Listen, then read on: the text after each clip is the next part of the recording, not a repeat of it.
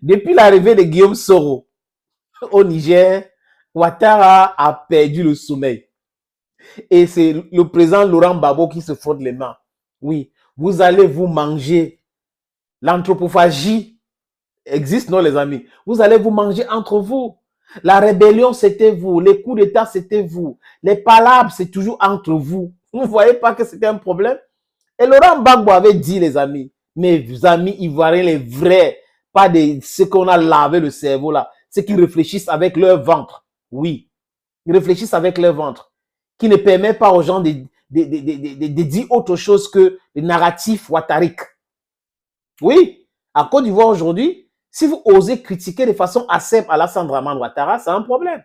Alors que c'est quelqu'un qui prétend être un démocrate, c'est quelqu'un qui prétend avoir fréquenté aux États-Unis. Je dis prétend parce qu'il devrait quand même prendre quelque chose là. Mais comme il vient en mission commandé et commando pour faire taire tout le monde et imposer l'impérialisme, ancien agent du Fonds monétaire international, vous pouvez comprendre. Et il a pensé qu'il avait neutralisé tout le monde. Il était le maître à jouer. Mais il y a eu ce petit-là qui a refusé, qui a compris qu'il s'est trompé, hein, en instigant, en soutenant la rébellion. Il s'est trompé d'être l'agent d'Alassane Dramane Ouattara. Dans ses discours, il le dit aujourd'hui, Guillaume Kibafori Soro. Je dis encore, there's no pitié, comme a dit un comédien, no pitié for Soro. Non, no pitié. Il y aura la justice. Mais entre-temps, je fais partie des gens qui pensent que, comme ils sont en train de se chamailler entre eux là, c'est une bonne chose pour déstabiliser l'impérialisme. Oui. Et l'agent de l'impérialisme qui est encore en Afrique, qui veut nous maintenir sur les jupes françaises, qui veut imposer qu'on utilise toujours les francs CFA, s'appelle Alassane Dramane Ouattara. Il est secondé par Macky Sall qui va partir en décembre, les amis. Voyez-vous? Donc, toute chose qui concourt à enlever Alassane Dramane Ouattara au pouvoir, c'est une bonne chose pour moi. La Côte d'Ivoire ne va jamais être déstabilisée. Laissez ça. Ouattara n'est pas la Côte d'Ivoire. Avant Ouattara, la Côte d'Ivoire a toujours existé. La Côte d'Ivoire, c'est un pays paisible qui a connu les troubles quand Ouattara est entré en Côte d'Ivoire, quand il a voulu faire la politique et devenir président dans ce pays. Laurent Gbagbo, on nous a dit que on l'aurait même proposé de fomenter un coup d'État contre Houphouët-Boigny, mais il avait dit non. Et Houphouët-Boigny l'avait invité, il invite mon jeune frère. Donc, c'est quelqu'un qui aime son pays. Ils sont comme ça en Côte d'Ivoire. Plan qui aime la Côte d'Ivoire et qui aime l'Afrique. Le plus important, aimer la Côte d'Ivoire et aimer l'Afrique. Parce que pour moi, la Côte d'Ivoire, c'est un micro-État comme les autres dans cet ensemble que j'appelle les États-Unis d'Afrique ou une confédération des pays africains. C'est très important de le dire, le savoir. Parce que nos destins sont liés. Si ça passe mal là-bas, ça va mal se passer ici. Et il faut envoyer un message fort à tous ceux-là qui veulent manipuler les Africains, les amis. Revenons à nos moutons. C'est Guillaume Soro au Niger. Monsieur Ouattara voulait attaquer le Niger à travers la CEDEAO, dont une manipulation savamment orchestrée par Emmanuel Macron, qui est un piètre politicien.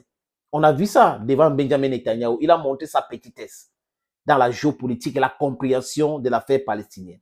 Et voilà ce monsieur qui était en train de manipuler certains chefs d'État de la CEDEAO. Oui, j'ai dit certains, parce que c'est une organisation qui comporte 14 membres. Et il y avait un poignet qui voulait attaquer le Niger, le Sénégal, de Macky Sall. Non, pas le Sénégal, Macky Sall, Alassane Ouattara, pas la Côte d'Ivoire, Patrice Talon, pas le Bénin, Tinubu, pas le Nigeria. L'autre là, oui, on a lui a même fait honte. Et il y avait Nana Akufo-Addo, mais le roi d'Ashanti lui avait dit « Hey, arrête ça !» Et il a arrêté. Et Yadema avait dit « Non, moi je ne suis pas là-dedans. » Donc, tu vois, ils sont restés peu nombreux. Et avec la présence de Wagner, ils ont compris que, hey, si on essaie un truc là, ça va aller très mal. Et l'état-major ivoirien avait dit, des militaires dignes de ce nom, qui sont des amis. Les amis, je vous dis, les militaires ivoiriens n'ont pas de problème. Mais seulement ceux qui les contrôlent, c'est le problème. Et celui qui les contrôle aujourd'hui s'appelle Alassane Dramane Ouattara. C'est un gros problème pour la Côte d'Ivoire, un gros problème pour l'Afrique. Ne vous allez pas avec des histoires d'Abidjan, Pong et tout ça là. Après Abidjan, il y a quoi encore? La Côte d'Ivoire, ce n'est pas seulement Abidjan, les amis. Bon, pourquoi ils paniquent aujourd'hui? Pourquoi la présence de Guillaume Soro à Niamey fait paniquer Alassane Ouattara et ses soutiens? Même sur les plateaux de télévision en Côte d'Ivoire, c'est perceptible. Les gens nous parlent de la CAN qu'on va jouer. Pourquoi il est venu en Afrique alors qu'il sait qu'on va jouer la CAN. Ah! Un enfant africain n'a pas le droit de venir en Afrique parce qu'on veut jouer la CAN en Côte d'Ivoire. Et le spectre d'un coup d'État plane en Côte d'Ivoire. Ouattara voit une rébellion. Mais c'est lui qui a cherché les problèmes. Avec les Maliennes, il a cherché les problèmes. Avec les Burkinabés, il a cherché les problèmes. Avec les Nigériennes, il a cherché les problèmes. Il pensait qu'il était tellement fort. Aujourd'hui, il parle de démobilisation des militaires, 700, 800 ou 900 il voulait envoyer, ce bataillon qu'il voulait envoyer intervenir au Niger. C'est la peur au ventre. Quand vous voyez Ouattara saluer le premier ministre du Niger, Ouattara qui est pro-français, qui est même français plus que ivoirien, saluer Ariad, le premier ministre nigérien, c'est un poignet de main de quoi? D'hypocrisie, n'est-ce pas? Il est dépassé par les événements. Et aujourd'hui, il n'est pas le dé de s'entêter avec la France. Parce que toutes les promesses qu'il a faites, oui, c'est un petit truc, on va libérer Bazoum, Tinubu, oui. C'est pour cette raison que Ouattara prenait, c'est-à-dire qu'il parlait comme si c'était lui le chef des autres présidents ou le chef de la CEDEAO, parce que la France était derrière lui. Et il s'est rendu compte aujourd'hui que c'était pas facile que ça. Donc il est devenu tout petit comme ça, tout petit comme ça. Et il est en train de réfléchir des différentes stratégies. Vous allez voir, demain, il va dire, j'envoie un émissaire au Niger, j'envoie un émissaire ici. Les amis, personne ne va les accueillir. On connaît son plan machiavélique. Et cette peur qu'il voulait instiguer aux Nigériens, aux Burkinabés et autres pour déstabiliser le Sahel, c'est chez lui maintenant. C'est soutien panique. Tout le monde panique. La CAN, ce n'est pas tout. Hein. Il y a plein de gens que je connais qui vont jamais regarder la CAN parce que le football ne les intéresse pas. Mettez ça dans votre tête. Guillaume Soro a le droit de résider en Afrique. Guillaume Soro aussi, il faut qu'on le juge. Mais Guillaume Soro a le droit d'inquiéter celui qui l'inquiète. C'est de bonne guerre, les amis. Vous avez peur d'un coup d'État, vous avez peur de déstabilisation, alors que c'est vous qui avez déstabilisé la Côte d'Ivoire. Laurent Gbagbo, vous avez fait quoi? Laurent Gbagbo avait emprisonné qui? Il avait attaqué qui?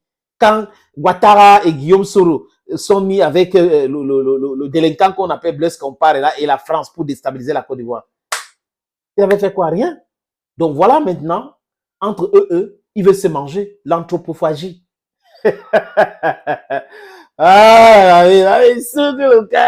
Oui, you never see no nothing. Last time be time. La vérité, c'est comme la grossesse. Tu caches ça, ça va sortir.